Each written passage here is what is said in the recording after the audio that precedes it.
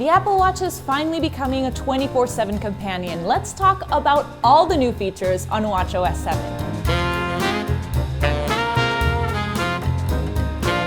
First things first, if you have an original Apple Watch, a Series 1 or a Series 2, you might as well stop watching this video because sadly, Apple announced that this update is only coming to the Series 3 or higher, and that excludes a lot of users.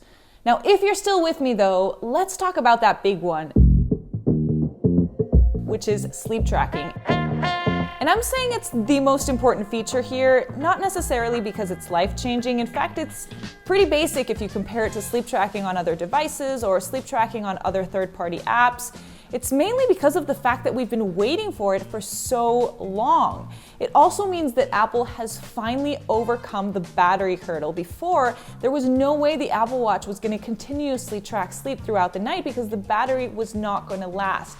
Now, apparently, it is possible for it to continuously track 24/7. Now, I'll get to some of the details. How does it work exactly? Well, according to Apple, its main purpose is to help you get to bed in time so that you can sleep longer and therefore help you get to your sleep duration goal. So it focuses on sleep duration, not necessarily quality of sleep. It doesn't provide any kind of analysis of what you're doing when you're in bed. And so it starts with kind of an extension of the bedtime routine. It helps you create a healthy habit for sleep, whether that involves a meditation app, dimming the lights, getting some music going, whatever that means for you, just to get you in bed at the right time. It uses the motion sensors and the heart rate sensors to figure out when you're actually passed out versus just tossing around in bed.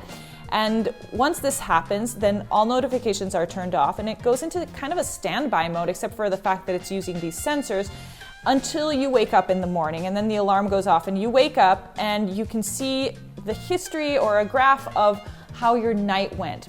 Now, the fact that you won't be able to charge it overnight means that you're going to have to charge it in the morning or before you go to bed if you didn't have enough battery life to get you through the night. Apple says that you need at least a 30% charge before you go to bed to be able to track a full night of sleep. So you will get a notification to do this before bedtime or in the morning.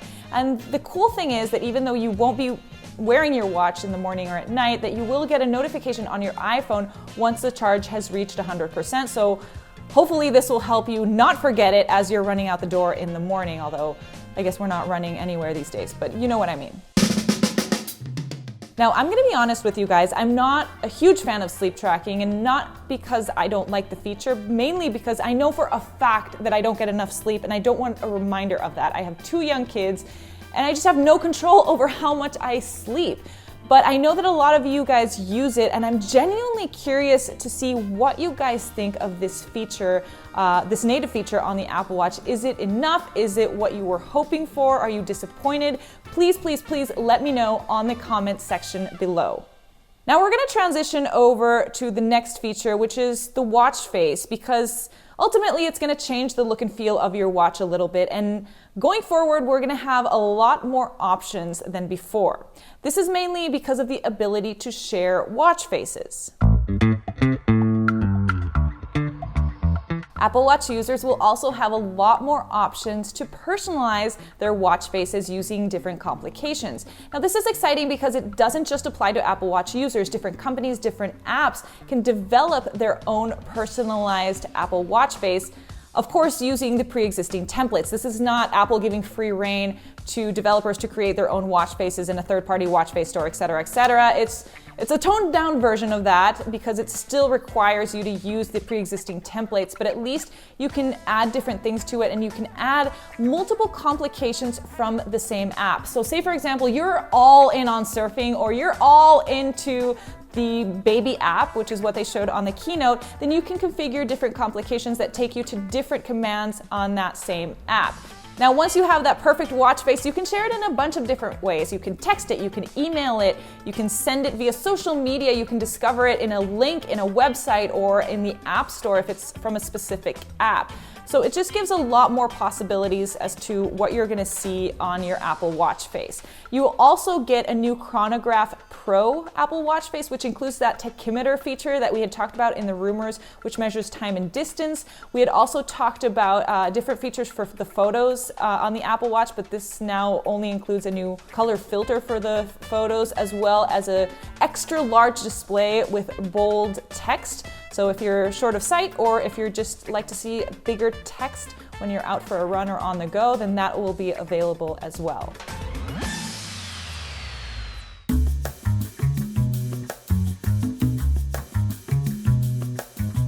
Now let's move on to fitness features, which is one of my favorites, except we didn't get that many new ones this time around.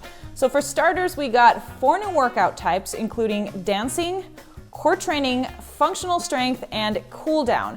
Now you've always been able to tag workouts as whatever you want after the fact with the Apple Watch, but it does use a brisk walk as the baseline for anything other than the ones that they list.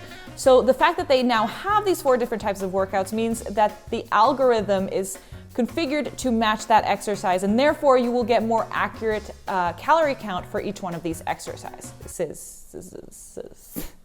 The other one that's not necessarily a fitness feature, but I'm gonna throw it in there just because of the lack of fitness features this time around, is cycling directions. If you were on a bike before, you had to just get regular directions. Now on Apple Maps, on iOS, and on WatchOS, you can get specific cycling directions, which includes the ability to pick a route based on distance or fastest time to a destination. You can also pick to avoid hills if you're in San Francisco, and you'll also get pop-ups when you have to take stairs, for example. It's just customized for cyclists, and this is great, especially now because a lot less people are using public transportation to get around. And lastly, that activity app is getting rebranded both on the iPhone and on the Apple Watch as the fitness app. So it'll still show a lot of the same information, which are your rings and your completion of the rings and the amount of activities you've done. But at least on the iPhone, it's a much cleaner experience and it's more intuitive to find the information that you actually want. There's also a couple new health features that were not mentioned in the keynote but are worth a second look. One of them is somewhat of an extension of the Noise app. If you recall, the Noise app gave users alerts when their ambient noise was getting too loud, and it could potentially affect hearing loss over time. Now, this WatchOS 7 brings that extension to headphone noise as well. So if you're listening to your music too loudly, you will get an alert if you've reached your limit. And this includes if you're listening to music on your iPod, on your iPhone, or on your Apple Watch. Now, the other one has to do with mobility, and I'm not too familiar with this metric, only because I haven't had to deal with it on a personal level, but from what I gather, our mobility is affected by a number of different factors, but mainly age and injury. If, say, for example, you're overcompensating because of injury and your balance is impaired, then the Apple Watch will be able to detect this using the motion sensors. And ultimately, you could share this information with your doctor and help prevent a more serious injury down the line, because if you catch it in time, the hope is that your doctor would be able to change it somehow. Now, I can see this feature being very helpful as it works in hand with the fall detection feature, and it will give a sense of comfort, or at least more information to specifically an older population, but I guess across the board it would be something helpful, even though it's not going to affect users directly during their everyday.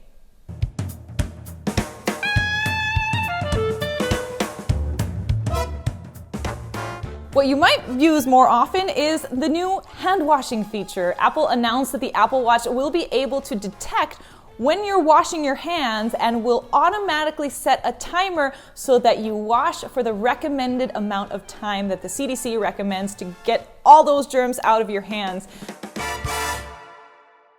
Now, that translation app that we saw for iOS 14 is also coming to the Apple Watch. This means that you're going to be able to translate entire conversations on the fly just using your wrist. The other cool feature is Car Key, but sadly it's only coming to the Series 5 and beyond, assuming we get a Series 6 later on. And this is the ability to turn your watch or iPhone, because it's an iOS 14 feature, into a key fob, thereby controlling your car remotely. It is still very limited, even if you do have a Series 5, because it's only going to work with a couple different BMW models, but it's very promising and it's something that I would be really, really excited about, particularly as somebody who loses their keys all the time. I've been talking for a long time, and this seems like a lot of new features coming to the Apple Watch, even though as I was watching the keynote, I was thinking that this was kind of a minor update compared to previous years, but I guess we'll have to wait and see how it actually feels once we get the public update of WatchOS 7 in the fall, hopefully September, but you never know because times are so weird. But I will definitely keep you posted, and I do want to know your thoughts on WatchOS 7. Was it enough? Were there some features that you wanted that didn't quite make the cut? And particularly, what do you think of sleep tracking? You know the drill. Leave your comments below, and I will see you next time.